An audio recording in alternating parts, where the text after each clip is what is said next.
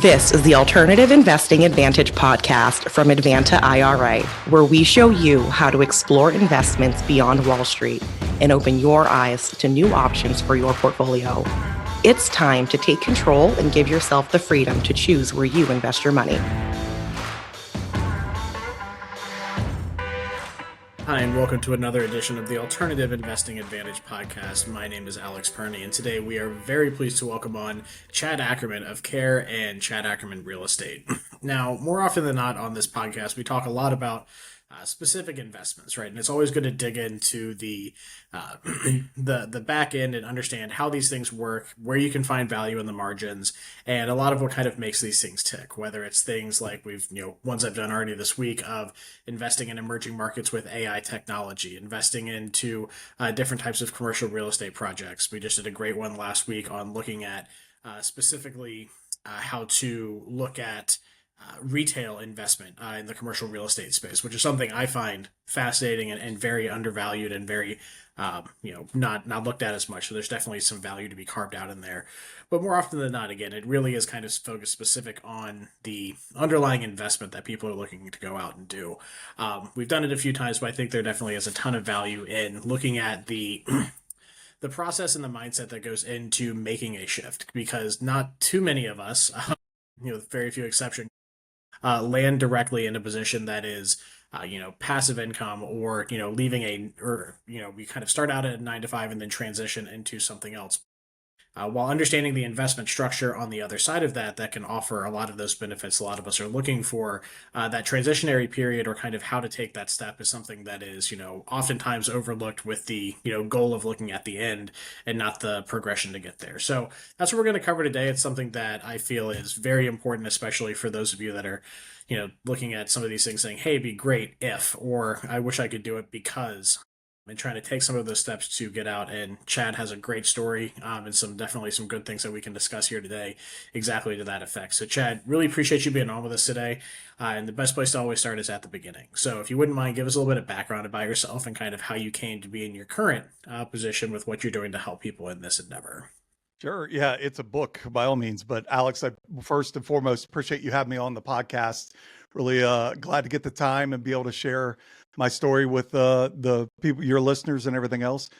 I think your podcast is exactly where I was of just how many shiny objects were out there that were interesting to get into that all sounded fantastic. It's overwhelming. It's a lot to deal with, but my story was I was a career W-2 person. I was in HR of all places, about the most non-investment oriented kind of role you could be in the corporate world, I think.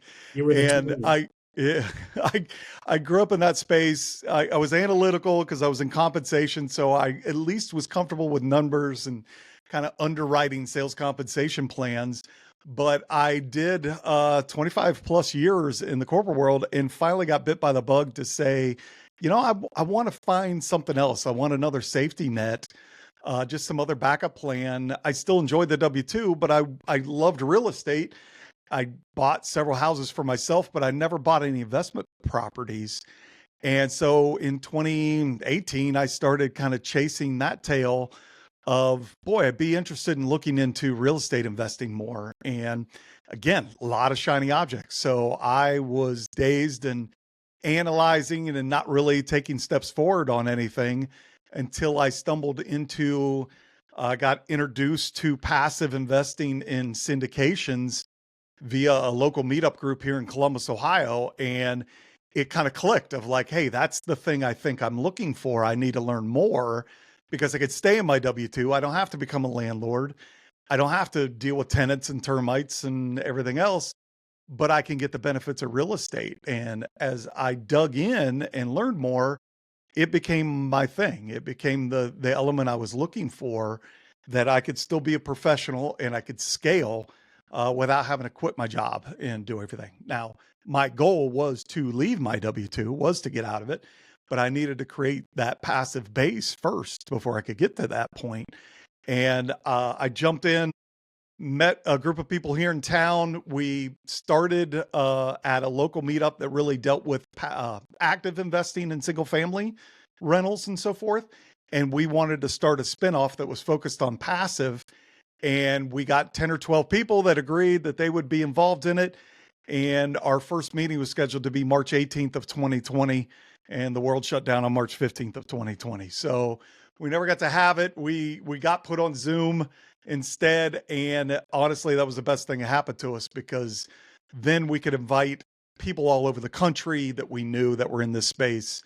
And our goal was, we had just been looking, and there wasn't a lot of educational content related to being a limited partner investing passively in real estate. There's a lot to teach you how to flip houses and do single family work. There was a lot to teach you how to be a general partner and take down an apartment building, but there wasn't a lot that taught you how to be a passive limited partner investor. So we built the community. We called it Left Field Investors. We built the community, honestly, to educate ourselves and get with other like-minded individuals and share experiences and just get educated off of experience. And it was well received. It grew pretty good. That by the time we were done with it, it grew to about 2,000 people in our community. And we had also started having operators come to us and ask if they could advertise to our whole community, because they were hearing from one or two people, and they said they'd pay us. And we're like, oh, this is actually a business. We should treat this a little differently. But the good part was we built a culture, and then we figured out we had a business, which was a great way to grow. So then we just kept managing the business side of it through the culture, first and foremost. And that caught the attention of Bigger Pockets, that we got introduced from a common friend to the CEO of Bigger Pockets, Scott Trench at the time, and had conversations with him that he said, yeah, we're tired of losing people out to the passive investing side. We want to add that to our portfolio, and we'd love to pick your brain and kind of learn from what you guys did. And jokingly, he said, maybe we'll buy you out. And we sat on that for a couple of days, and we called him back and said, why don't you buy us out? We were we needed more resources. There were only two of us running Left Field. It was fun, but it was cumbersome. And we knew we needed resources, and we knew Bigger Pockets had a good base and a culture that matched ours. That it worked out that we came up with an agreement a year ago, August, that we sold to them. And the Passive Pockets community is basically what Left Field was, and transitioned over to them. So we were on an advisory board, helped them kind of get into their space and get it set up and running, still working on an advisory standpoint with them. But I went out and I wanted something else to do, needed my next challenge. So I went out and got certified as a focal point business coach. And I blended that focal point business coaching resource with my limited partner investing in the community running that I did. And I went out and formed CARE, or Chad Ackerman Real Estate, to coach people on how to become limited partner investors in syndications. Because again, there wasn't that much content out there. So I want to go out and meet busy professionals that love real estate, but can't figure out how to scale, don't want to become a landlord, but want the benefits of the real estate space. I'm trying to meet them and educate them on how to get into this space and move forward from there. So, okay, so that's really that's the spiel.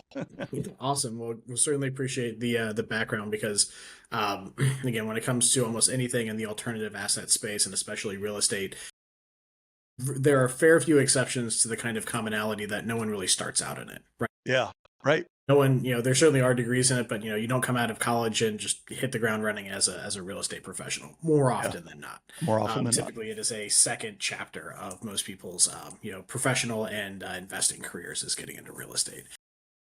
From that first kind of foray into it, again, starting out with what a lot of people do is going to your local RIA. And I highly encourage people, if you're interested in real estate in any form or fashion, check out your local RIA.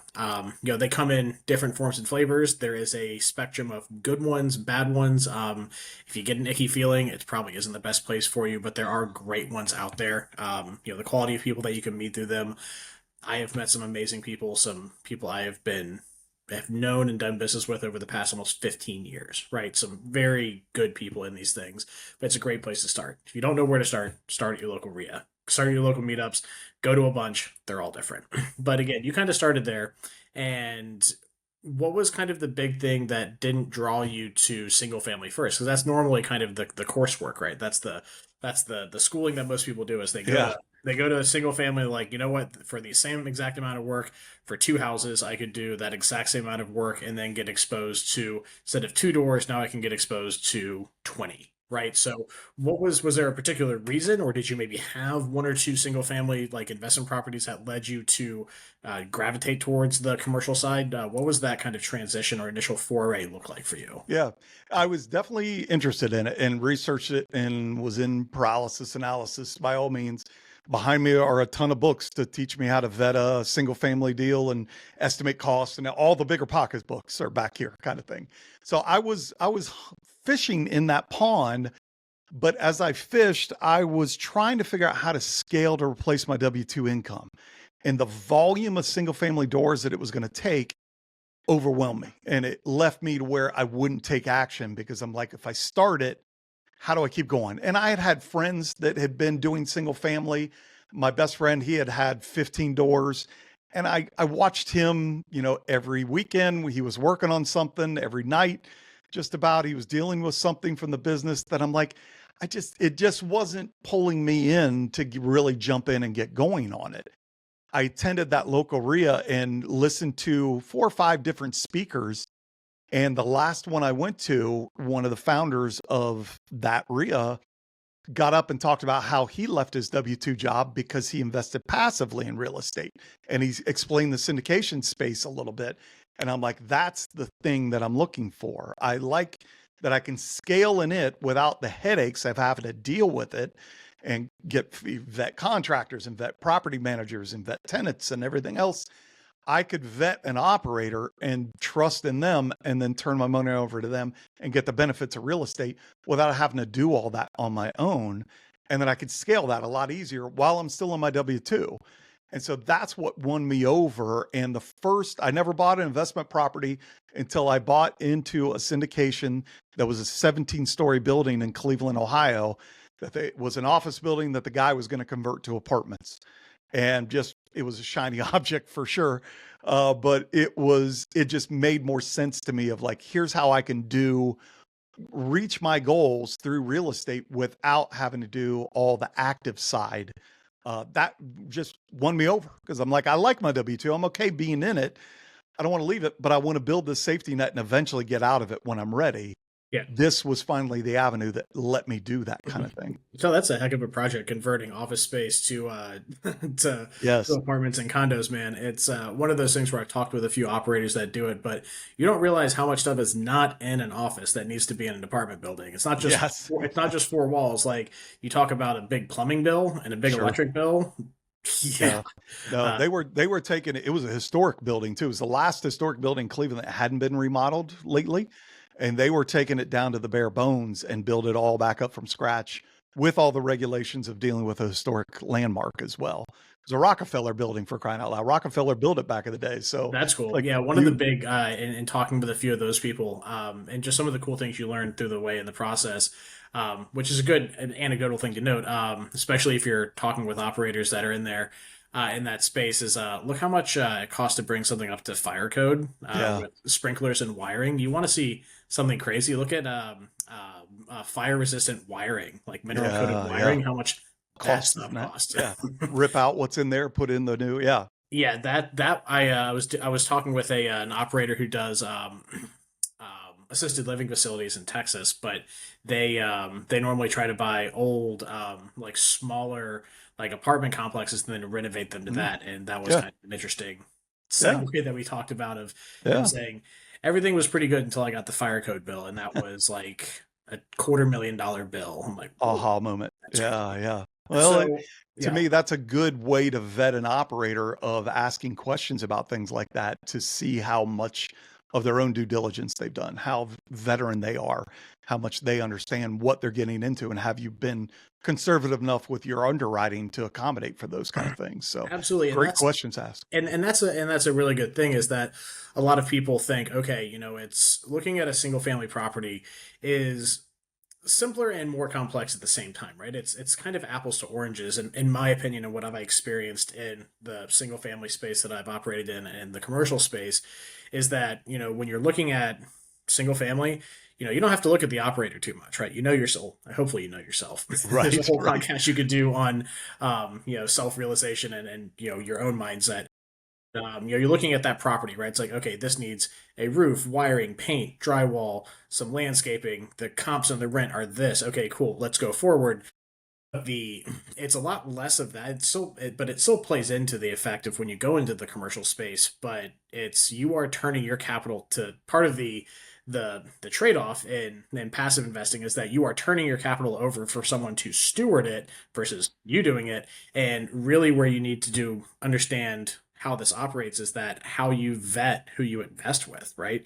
Because you can look at a pitch deck and it'll say, here's what we're projecting. Look how nice this, like, after repair and like our current use is, and here's what we're going to do. But how to understand how someone's going to deliver on those promises is really where a lot of people, I think, maybe they understand it, right? But they don't necessarily take into account how much of the vetting and due diligence process really should lie on that, right? So that's maybe kind of let's go from there. So Yeah, yeah. when you decided to get into it, right? How what kind of like roadblocks? I'm sure there was some, like, asking someone some hard questions, right? Is not always easy. Like, a good question to ask an operator is, what happens if you die? Right? What kind of business continuity do you have in place? Is it, are you the only officer? Who else? What does your business continuity plan look like? It's not too many people sit down and meet someone for the first time and ask, "What's your plans? What happens after you die?" Right? It's getting comfortable with the uncomfortable is a big part of that. So lead us through the process of maybe some things that you did on that first deal, for your vetting process and how that's changed over time. Yeah, well, and I wouldn't say what I did in the first one was correct either. So But it's a learning uh, experience, as everyone it has. is a learning experience by all means. And this is my example I use when I coach people then of, hey, first and foremost, spend time on your goals. Know what you're in this business to do. There are so many different asset classes, and these different asset classes perform in different ways. My goal ultimately was to replace my W-2 income through passive cash flow. Well, the first building that I invested in was this tear down, build up. It wasn't going to cash flow for years. So there really was no reason for me to invest in that from a goal standpoint once I knew my goals. But I didn't have my goals set when I first started out. I was just trying to jump in and I was excited and it was a shiny object. So my path with clients that I work with are, let's talk about your goals first and foremost and really spend time on it. And then to your point, we use the term of ultimately you're betting the jockey, not the horse. So you really need to get to know, like, and trust that operator. And in my mind, I encourage people to go find a community of limited partner investors to go ask about them, get word of mouth so that you're not just relying on shiny, glossy marketing material from an operator that they all look good. They all make them look good. They aren't going to give you one that looks bad. So it's making sure you understand how the operator functions. What's their track record? How conservative are they? The prime example of people getting caught not being totally conservative and not having their due diligence totally set up was when the interest rates went through the roof and everybody was sitting in bridge debt. And all of a sudden they got stuck that they couldn't refinance the bridge debt and make the math work anymore because interest rates doubled or tripled and they got stuck and had to foreclose on a lot of those. That's a prime example of, I learned more about mortgages and structures of them through the last 3 or 4 years because it all got exposed. It was easy 5, 6 years ago to take down a deal and be productive and have good performance because the market was so aggressive. It bailed out people that weren't maybe being as conservative as they need to be. Well, when the interest rates went through the roof, it really exposed a lot of people and it changed a lot of prospect. But it re-educated the LP as well of how to go into a deal and really understand this. So I try to walk through people through those examples saying, hey, we got burned because of these things. So it's don't just ask about what's your X multiplier going to be and what's your IRR. A lot of that can be manipulated anyway. Get into the deal structure, understand where you sit in the lien as well to know if something goes wrong, how likely are you to get your money back? And asking the death question is a great question to ask of, does this default to your spouse? And has your spouse been a part of the business at all? And will they know? How much are they engaged, or do you have somebody else lined up for backup plans and Yeah, everything and I else? like the death question, and again, it's a touch hyperbolic, but it's important. But it gets people, thinking of how to have a tough conversation. It doesn't, and again, and the people, especially the ones that are operating in best interest, like they should be eager to answer these questions, right? Agree. It shouldn't be anything. Oh well, it's not a secret sauce kind of thing, right? It should be Right. open and transparent.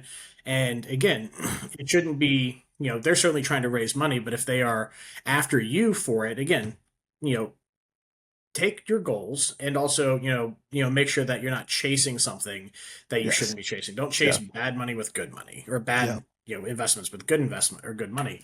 Now, a few things that you had brought up there, right? It's the mindset of understanding that in this industry, one good thing about real estate is that everyone loves to talk about it, right? It's It's true. a very talkative group, right? And asking your peers, right? Hey, have you invested with this person? Do they have a good track record? Do they pay on time, right? Are there any other things that would cause you any reservation, right? Yeah. Because How's their communications? yeah, Do they and communicate well? do they reply well? And Yeah. again, it's not, and I wouldn't say it's the biggest red flag. There is privacy concerns, but you can certainly ask an operator, say, hey, would you mind putting me in touch with a few of your LPs? And again, it's not an inappropriate question to ask, but again, just because they say, hey, look, there's privacy, I wouldn't say that's the biggest red flag. Again, it's, would you want the person you're investing money with to give your name out to people? Right. Maybe Fair not, question. Yep. but Yep. fair question to ask. Maybe they say Yep. yes, maybe they have a few people they'll talk to, but again, having that community basis and asking the question, say, hey, like, have there been issues with payouts? Have there been issues with communication?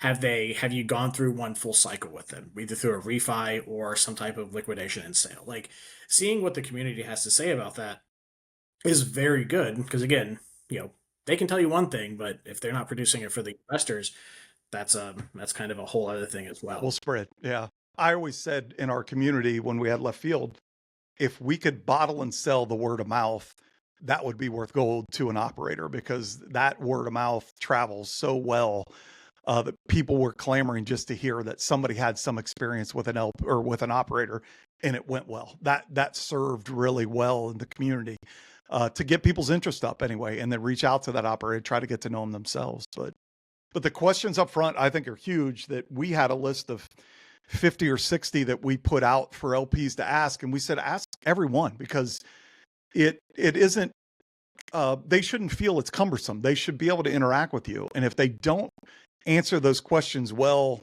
before you give them money, what are the odds they're going to respond better after you give them money? Exactly. So it was, use it as part of your vetting process to ask a lot of questions. Don't be, ridiculous and cumbersome. Ask productive questions that you really want to know answers to.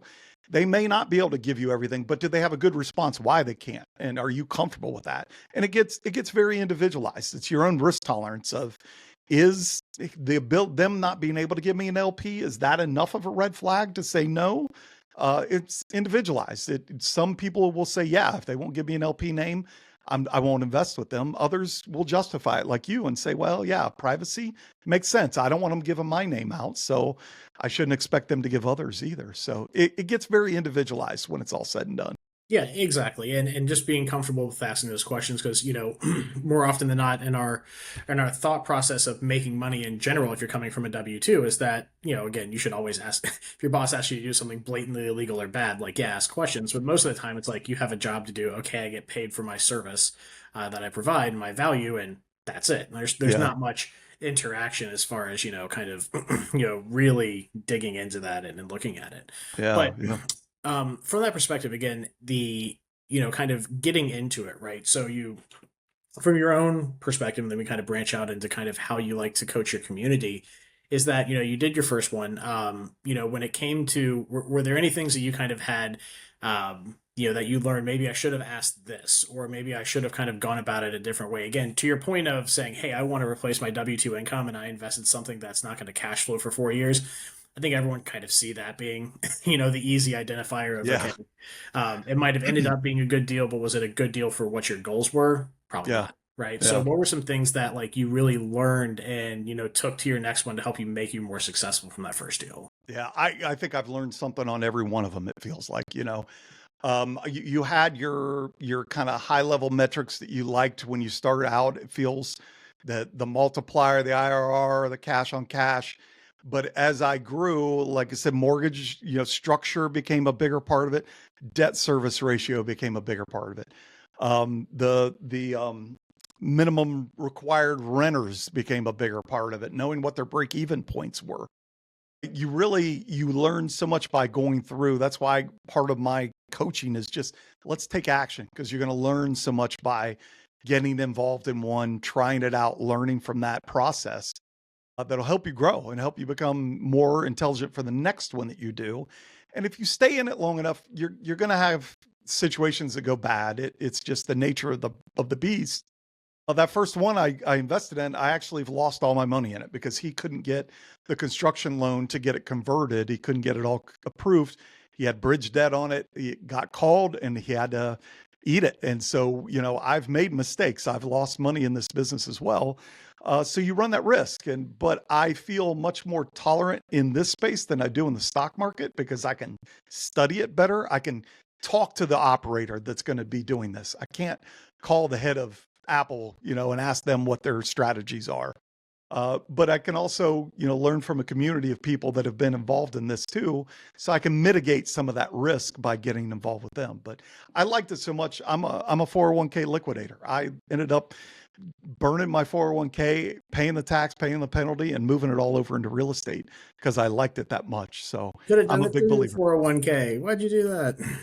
It's just everybody had their the wrong motivation at the wrong time. Maybe, I don't know. No, yeah. I was just at a spot. I loved what I was doing. I loved where this was going, that I'm like, all it takes is more capital to get to my goal of getting out of the W-2, and liquidating the 401k allowed me to do that. I always coach. It's not the plan. It's a plan. I don't say it's the way everybody should do it. But where I was, my kids were kind of taken care of. I was single at the time. I'm like, I can take this flyer. I can do this risk, and I can always bounce back. And I don't regret it to this date. It did help me get out of my W-2. Again, it just, I needed capital and it was sitting there and I couldn't really use it. So I'm like, I'm going to take it and run on it right now. Fair enough. We all have different paths forward. And so long as we have goals, who am I to say different? But for those of you out there listening, all these investments we're talking about, you can do through qualified plans. If you do have a reason for it, again, make sure that you get competent tax advice, because those penalties and taxes can add up quick. Yes, they can. That was painful. Trust me. Oh yeah. Having to pay the IRS a cent is painful. Having to pay it those kind of dollars and cents. It's a few cents. Yeah. Exponentially more. So anyways, and that's a good point to bring up, is that, no investment is without risk. And one big red flag that I tell anyone to kind of look at when it comes to talking to a provider is, the language that they use around what they are trying to say that they're aiming for, right? Things like guarantee, things like, just like low risk or no risk, just things that, functionally, in a normal course of action just don't really exist, right? So again, use your, own and emotional intelligence to kind of feel some of these things out. Again, there are certain things like actually written statements that are good to look out for in this when you're doing due diligence. Things like, and there's some small nuanced things to look out for, which I'll touch on a little bit later. But, those are good things to look at, right? Because no investments without risk, right? Even, just holding cash, you're fighting inflation. Investing into stocks and bonds, they can go up and down. Businesses can go out of business. Investing in a piece of real estate in this form and fashion, right, can leave you high and dry, because if it doesn't come to fruition and all the money's spent, well, now, again, if the property is going to have to sell, and you might get pennies on your dollar back, right? So there is risk everywhere, right? But it's all about mitigating that, understanding, making informed decisions going forward. So now, when did you kind of get the bug, again, kind of creating your community to kind of help bolster what you were doing, getting involved in your first few deals? I think a lot of people can resonate with that. But specifically, you did make a transition into, training and coaching and kind of helping build other people up. Was there a particular inflection point that happened, or did it just kind of happen naturally? What was really the catalyst of saying, hey, look, I love what I'm doing. I'm going to continue to do this part of it personally, but I really want to, go out into the world and, preach the word of how this can be done for other people. Yeah. It stems definitely from the product of building left field investors and having a community of people that we work with. One of the proudest days of my life, we hosted a couple of in-person conferences, and the first one we had was in 2022. And I had 3 different people come up to me in that conference and tell me that I helped change their life. And that was just powerful to me, that I had that influence when really all I was doing was trying to create something that I wanted anyway, but knew that others had an interest in it. But I come from a family of educators. All the half of my family are teachers. So it fits that model for me of what I grew up around as well, that I just really love the experience of talking to LPs throughout the left field experience. As a matter of fact, we had a podcast. Our podcast did a lot of external interviews where we'd bring GPs on, operators on, talk to them, or economists or lawyers or CPAs. And I said at one point in time, our community had grown to 500-600 people. I'm like, we have a lot of good stories in our community. We ought to interview internally as well. And of course, the answer that came back to me was, that's a great idea. Why don't you do it? So I hosted a podcast for about a year where I was doing nothing but interviewing our LPs and hearing their stories. And I loved it. I just love the conversations. Like you say, it's a conversive community that everybody likes to talk about it. That this gave me the avenue to educate while continuing those conversations and help introduce it to new people. That was my favorite part of working with left field, was finding new people that came to this community and seeing the aha moments they were having as they were learning about the space. As you taught them about the bonus depreciation, what that did for your taxes, as you learned that, you could do this while staying in your W-2, or I put together a tribe and I put my kids in the tribe with me so I could teach them. There are all these different avenues that you could go with the space to really find what you were trying to do with real estate. It's available there for you. So I just love that feel, and I wanted to stick with it, that I loved getting the focal point coaching background to get the resources. Now I adapt those into trying to coach people about how to get started on, building an onboarding program to teach you how to get set up, how to do your goals, how to learn about asset classes and which ones will align to your goals so that you don't make the mistakes I made and just go after the sexy project kind of thing. Yeah. So it was all that. Just, I love to be able to give back now and help other people that just don't know where to start. They're interested, but they don't know what to do.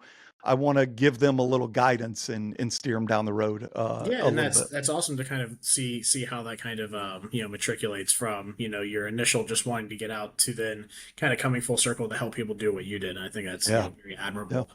Now, to go back a touch here, the interesting thing about real estate specifically is something I've been involved in nearly my whole life. And my dad was a real estate publishing executive for most of my time growing up. And then I come out of college and get involved with an outfit that administers, right now, almost $1.7 billion worth of real estate, right? Like I haven't really escaped it. Some form or fashion I've been exposed to my whole life. Like with any market, there are different, there's just different, what's the word I'm looking for here? Market conditions, right? You go through different bear markets, bull markets, there's things that affect it. And real estate in and of itself is nice because it's divorced a touch from the stock market. Again, stock market crashes, real estate's going to do all sorts of squirrely things. Like the economy in general will affect it, but it is its own thing, right? And identifying different things to do through different market conditions is very important. Now, specifically, what we're going through right now, we've seen a cooling of interest rates, which is nice. The first, cut that we've seen in, what was it, like 24 months, 25 months, something like that. The first, reduction in, the base rate is good. Maybe we'll see what happens in the coming. Hopefully, massive inflation isn't what drives the need for another rate cut. That wouldn't be good for anyone as well. Right. But again, ideally we see them, come down, but not needing to have like 500 basis point cuts to try to stick inflation, right? Right. That's bad. That's bad too. Yes. When it comes to coaching people, again, there's always going to be the basics, right? It's like understand how to, what happens when you die, right? What's your goals? How long you've been doing this?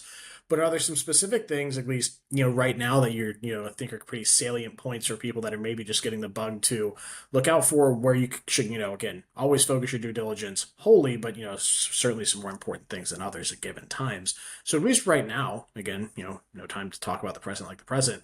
What are some things right now that you're seeing that you're really coaching people to be, diligent about when it comes to making that step in and, getting out of analysis paralysis and putting some money to work? Yeah. And that's a tough one because what we try to preach is diversity. To your point, real estate acts as its own thing, but even inside of real estate, different asset classes are going to react to different economies as well. So we preach diversity from an asset standpoint. Don't put everything in multifamily because multifamily could crash and you'd be in trouble. We don't, our three that we key in on are diversify an asset class, diversify by operator, so you don't put all your eggs in one basket there, and diversify by geography. So you don't buy everything in Florida and a hurricane wipes out your entire portfolio. So part of it is getting educated on the asset classes to know how does multifamily perform compared to self-storage, compared to laundromats, compared to marinas. How are those going to interact differently in different economies, and how you might want to spread your portfolio through some of those to diversify so you don't take a hit in all of your investments at the same time, hopefully, if the cases don't go the wrong way anyway. So that's a big part of what we talk about a lot, is understand what you get out of an asset class and how it differs to others. I do a whole workshop on asset classes by itself because there's a ton of them. So you could go on for days about asset classes, but hitting on the key ones that mostly get attractive for people and understanding the differences between them so that you can really pull that through. That's a big part of what I coach on to help mitigate some of that risk again along the way.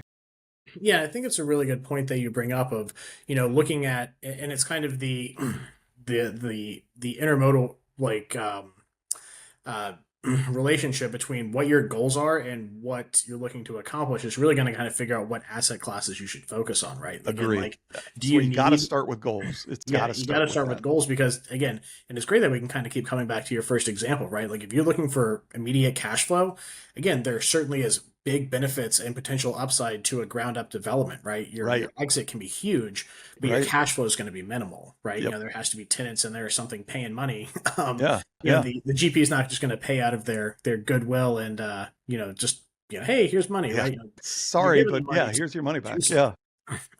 So again, understanding those goals will understand where you should be, and then those different markets can have wildly different risk profiles, right? But again, there's the nice thing is that there's commonalities between your due diligence part of it, but your goals are going to kind of determine where you should actually be looking, right? So that's why goal setting in this is so of paramount importance, because we all want money, but money looks completely different when you're really focusing on the investments, right? Is it income that's going to be coming in? What's that income look like? How does that affect you from a taxation standpoint? Exactly. What are some of the things that are going on currently with tax legislation that might affect investing in one group of assets versus another? Right? Again, if you're someone that needs to offset ordinary income, there's real estate ventures out there that can do it, namely in the short-term rental market, especially in oil and gas, that can offer LPs the opportunities to offset different kinds of income. That's a little bit more of an advanced level class to kind of understand those things. But the spectrum of available investment opportunities, there's going to be something that fits you out there, which is great, right? Yeah. Unlike the stock market where, even though you might have a diversification of assets, right? It's still a publicly traded security. Exactly. Right? There's, if something goes completely in the tank, it can, a biotech company, let's say Pfizer, all of a sudden goes out of business tomorrow for massive fraud, right? Again, not saying it would, just let's use the example of Enron, right? That did happen. WorldComs did happen.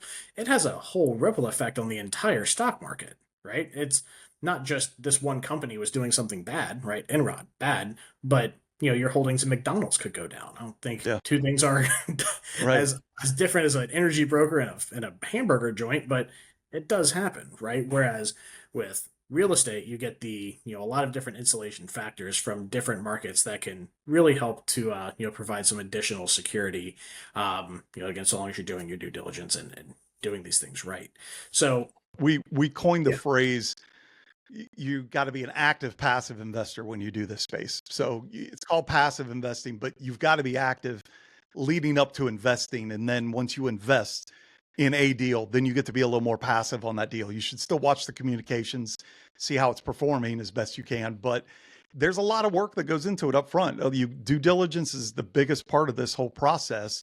And you got to be good at it to understand your risk profile, your goals, and then how to talk to an operator and sift through the marketing of it to make sure you're, again, mitigating as much of that risk as you can. So.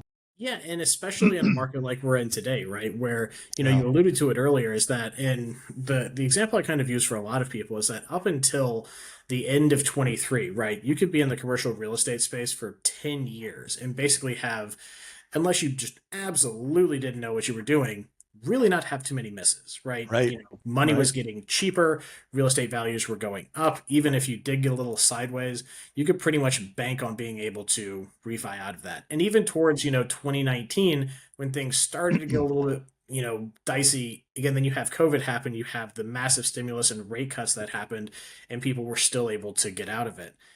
So especially now, again, due diligence being what it was. And again, if you didn't lose money, who's to say it was really that bad? But Right. getting involved with good operators and people that understand how to navigate this stuff is, wholly important here, and understanding Absolutely. how they can navigate these kind of things. And you mentioned bridge debt earlier, right? The ability to even get that drying up, and now things like preferred equity coming in, where now you're adding another person that is above everyone in the capital stack that's getting paid before you are. Understanding how some of these things can play in, and what some of the safety nets are for what you're investing in, right? Because it could Yeah. look great, but if it's a little thin on the underwriting, and then they have an option for offering preferred equity, again, those are things to look at. Everything else might look great, but don't discount the words on the paper that are going to be in front of you, right? Yeah. So Yeah. that's what I look at a lot, is the actual documentation, and that's where I've seen You have things to. in recent years come up that, again, aren't always inherently bad, but understanding the degree to which they're used and how that affects you is very important. Yeah. With, Well, I almost say that now is a great time to be a limited partner, because there were a lot of operators that got exposed. So you have fewer of those marketing materials coming to you that you may not want to trust. You've got the tried and true. You can see who managed themselves well through the economy that we've had the last 5 years. Who came through? Do they go back far enough to go through 2008 as well? That's even better. So it's almost like a benefit. I always hate and don't want to scare people off that, man, don't get into it right now. I think there's always deals to be found, but you got to do your due diligence. You got to know your goals. You got to do your due diligence. I just think now it's interesting because there's fewer operators than there were 5 years ago, when anybody could try it and the economy was bailing them out. The market was bailing them out. Now they've gotten exposed, so they're not here as much, or hopefully they learn their lesson. You can kind of vet through that a little bit easier of like, hey, what did you learn over the last few years? What are you doing differently? How do you structure differently now? That makes your answers are going to make me feel comfortable or not about how you're approaching the next few years, for me to trust whether to invest with you going forward or not. So yeah, and I think there's a another perk to point to that. that is that, understanding that and how it plays into your goals, but also goals are great, but having expectations on how fast things can work, and not Yes, letting the 100%. expectation of how fast you want to get something. Because again, if go to someone like, hey, you can leave your W2 job and everything can be passive and you can sail off into the sunset with this stuff, that sounds great, but it doesn't happen overnight, and it doesn't Yes. happen typically over 3 or 4 months. I mean, even a year, right? Like, it Yeah. takes time to do it, as safe as possible and as effectively as possible. Because But especially, yeah. I'm sorry. Yeah, Oh, go I ahead. think there was even, there needed to be a re-education of the LP through the last couple of years, because the end of the 2015 to 2019, we got used to these deals said they're going to sit for 5 years. They end up selling them in 2, because everything went up so much. The market was so hot. People were offering big money. They could get out of it. So people got accustomed to that quicker turnaround, that velocity of money. That isn't the case anymore. It is a 5-year hold more often than not, or a 7-year hold maybe. But that's what they're structured to be. You need to be comfortable with it. IRRs were hitting, 20%, 25%. they shouldn't be that high probably.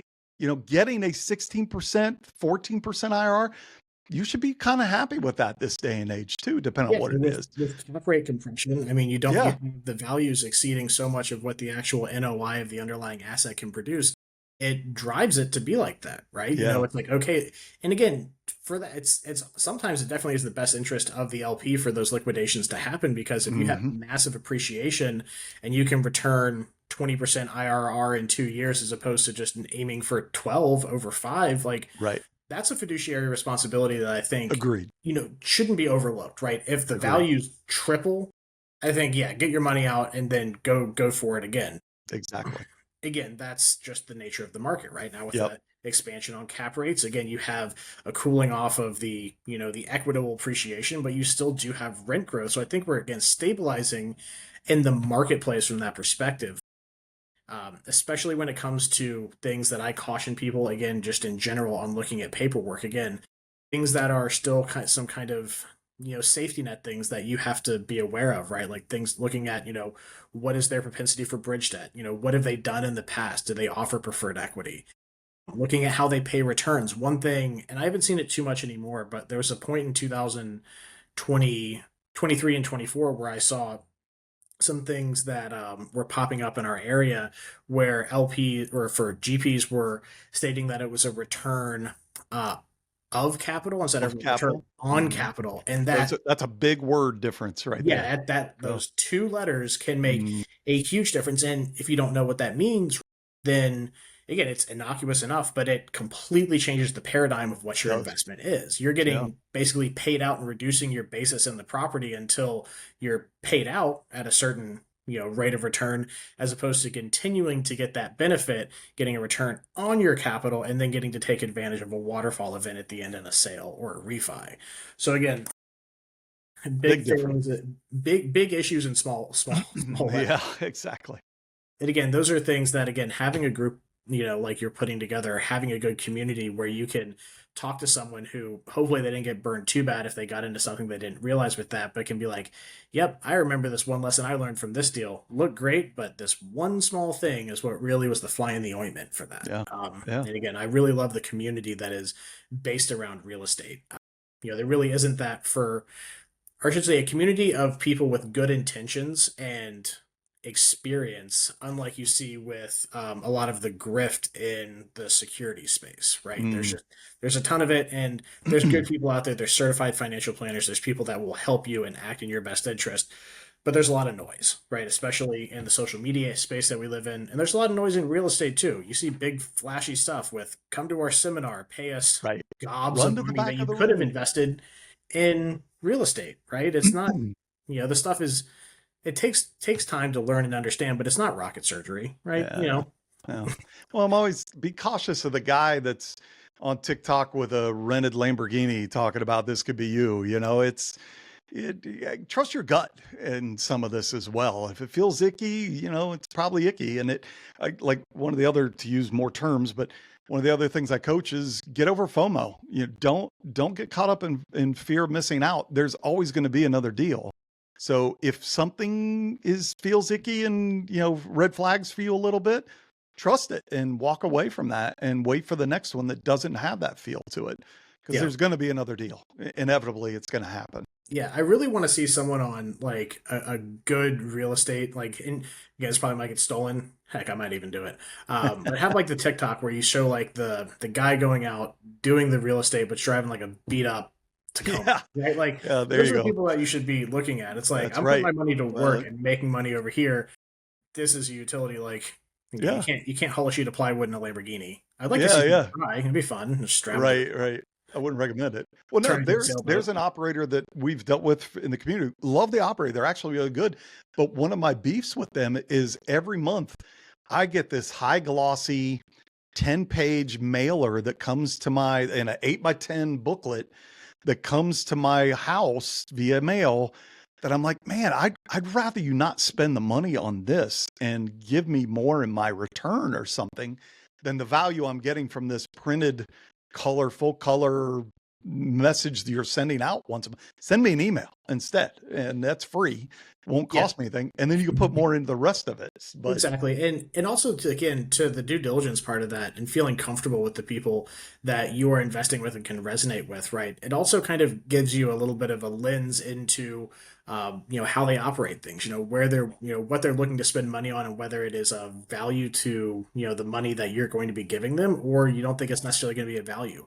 There's absolutely a market for high-end condominiums and A+++ apartment complexes, and people that drive Lamborghinis are going to live there, and they want to see the person that owns it maybe drive a Lamborghini. And there's nothing wrong with that. fine. If I had the money for a Lamborghini, it wouldn't be what I'd buy. But Right, I am right. not opposed to spending money on toys, right? You're talking to the Right. guy with two people in my house and 3.5, 4 cars at any given time. So Right. maybe a bad example, but I get but it. they're all beat up. They got I got an old Jeep, a 4Runner, an FJ, half of another Jeep.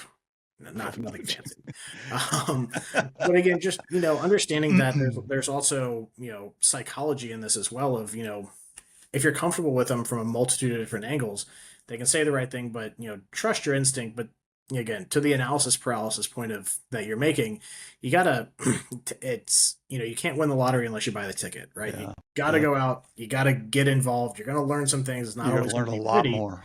Yeah. but you're gonna learn a lot by taking that step as opposed to reading what everyone else is doing and reading other people's success stories, right? Exactly. Other people's success stories don't pay your bills. Right, exactly. Well, and that was history at that point. You got to work on what's going on current and future, And there's a reason they say historical returns are not indicative of future performance.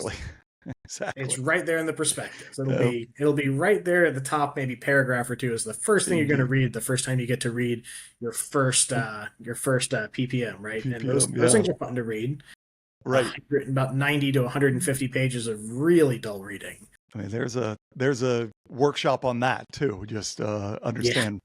Yeah, you really should read through it all, but here's what you ought to look for while you're at it too. Yeah, and read through, take some notes, highlight it, go back to your group that you're involved with and say, hey, look, raise your hand, be like, I don't understand what some of this stuff means. You mind if I buy you dinner and we sit down, or, come over and, if you drink beer, I'll get you a beer. If not, we'll sit down and have a Coke, right? Right. Look through this stuff because, again, it's a big community of people that in general want to see everyone do well. Right, it's a big rising tide raising all ships. If there's more capital coming in and you're finding deals, you can bring other people in. Again, it's in almost everyone's best interest to try to bring up the community. Rarely, and again, it does happen, are there people trying to make money on the backs of other people, right? Yeah. One thing that's what I like about it. Yeah, I agree. So again, we've covered a lot here, and I think one thing that we keep coming back to is, again, the goals that people set. Right. It always starts with goals, because if you don't have a, what's your why, right? Yeah. What's the why in all of this? So to kind of come back to bring this in for a landing, what are some things that you really try to focus on with people to, find that why, when you're trying to coach them? Yeah, no, it takes a while to get through the goal side of it, because that is important to everybody, should be anyway.